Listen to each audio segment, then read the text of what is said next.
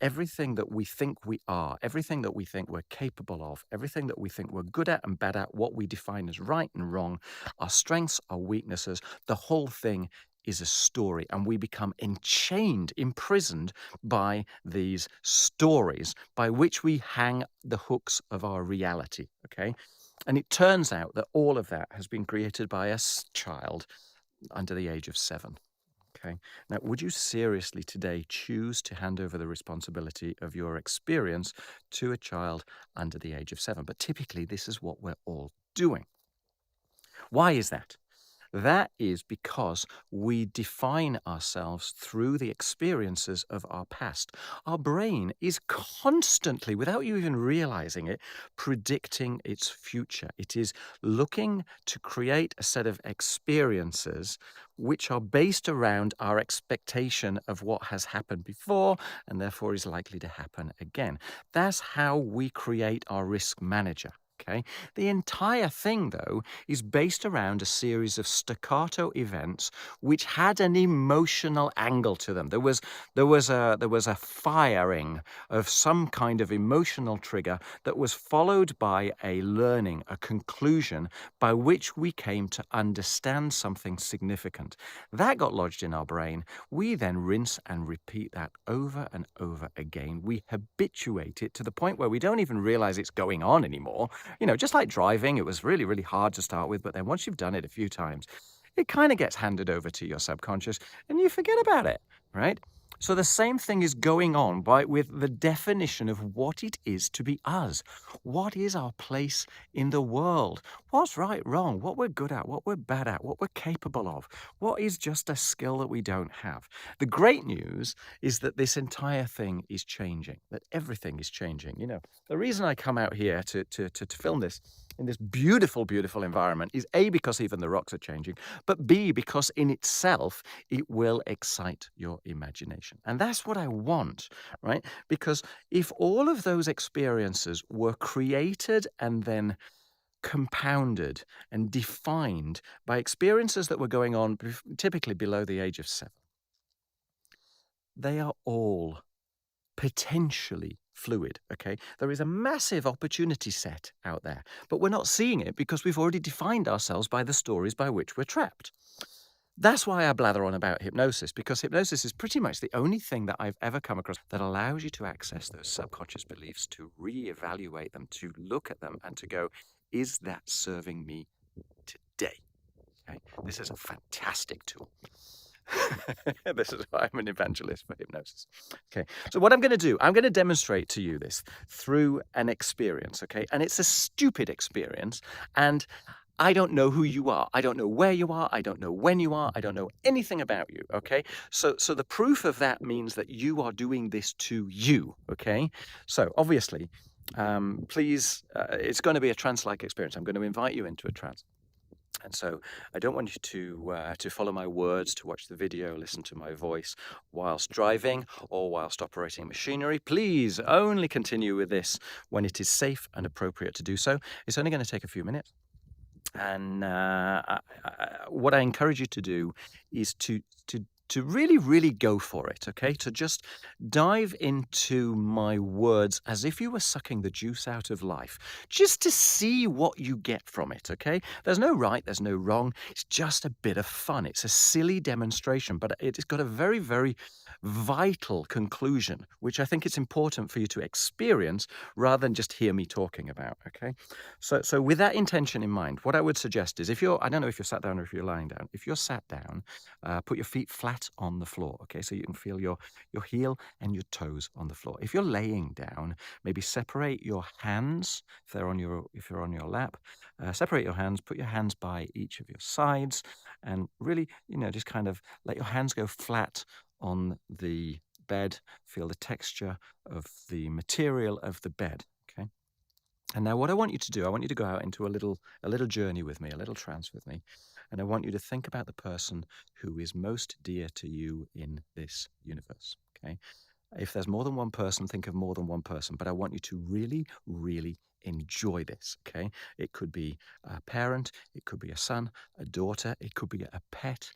I don't mind who it is, but I want you to really, really dive into the image or the sensation of this person who is most dear to you in the whole world. I want you to see their eyes. I want you to see them smiling. I want you to feel what you're feeling as you hear their voice, hear their laughter. And as you're feeling the love that you have for them, as you're listening to my words, I want you to notice that your entire body is stuck. Okay. And when you realize that your entire body is stuck, I want you to try to lift your body. And the harder you try, I want you to realize that the harder it gets stuck. And why is that? This is not hypnosis. This is just the exaggeration of your imagination. It's a little spark followed by a significant suggestion. Now, what I'm going to do in a second, I'll just kind of click my fingers and voila. Obviously, you can lift yourself off the chair, obviously, because anybody can lift themselves off of the chair. But the thing is, when you have an emotional trigger, when there is an emotional spike, which is followed by a suggestion, you take it in. You take it in. You do it all by yourself because you don't know what to do in that circumstance. And the point with all of these experiences in the past, there was an emotional spike followed by a learning. Your parents said something, an authority figure said something, a teacher said something. At a time in your life when you're too young to have agency, when you're too young to have control, you're too young to have choice, you don't have wisdom, you don't have comparison, someone who is an authority figure who seems to know much better than you tells you something at a moment when you are emotionally aroused and you take it in.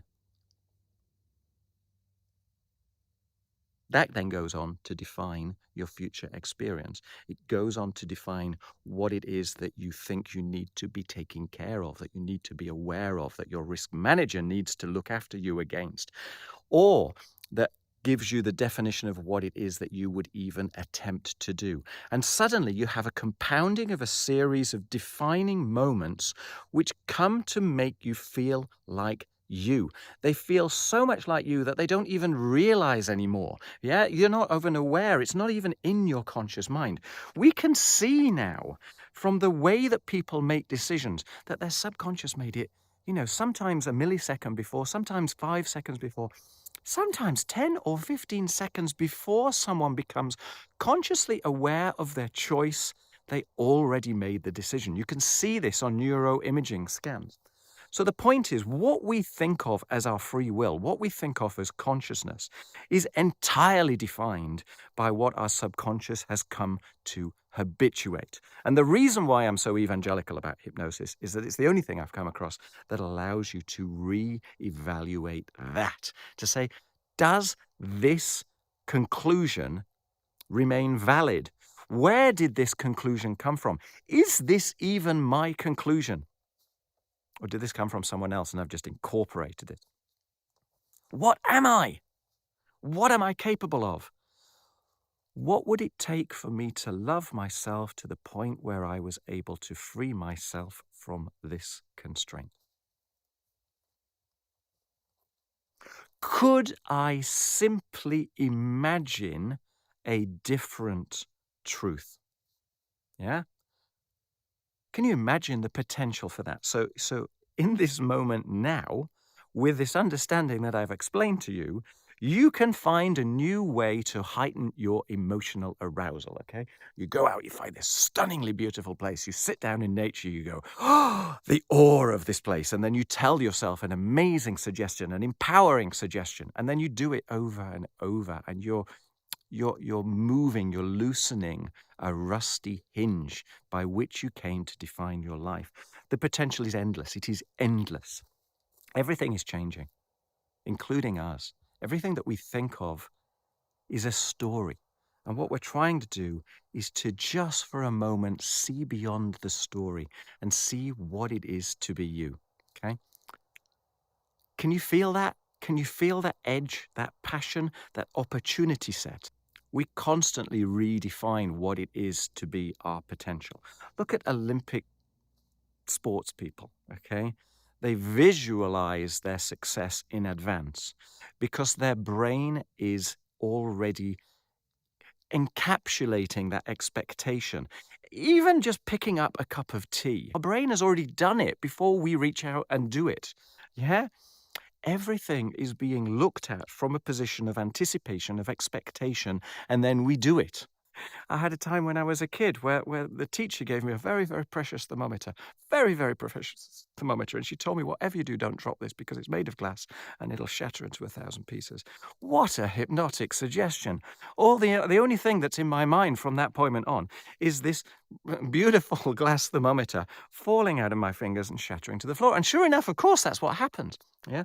Whatever we focus on, that's where all our energy goes. And what I'm saying is we are focusing on the stories inside our mind, but they're just stories.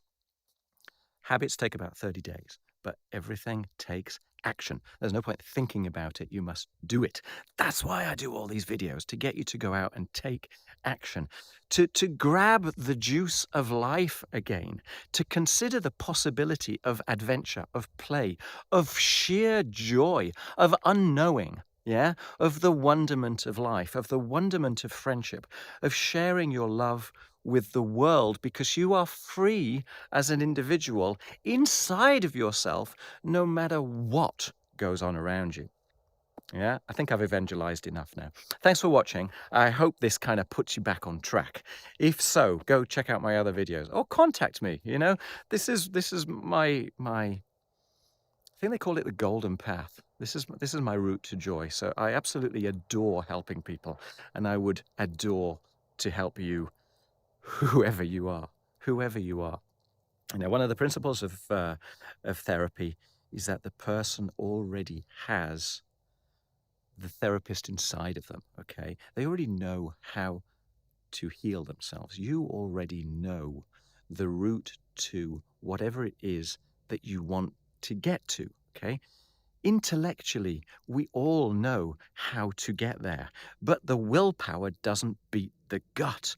The gut is the subconscious. The body is the risk manager. And so what I'm trying to do in this kind of ham-fisted way is to help people realign the gut and the will so that the two are pointing in the same direction like a steam train, and then you can go suck the joy out of life. Does some of that make sense to you? Gosh, I hope so. All right, take care.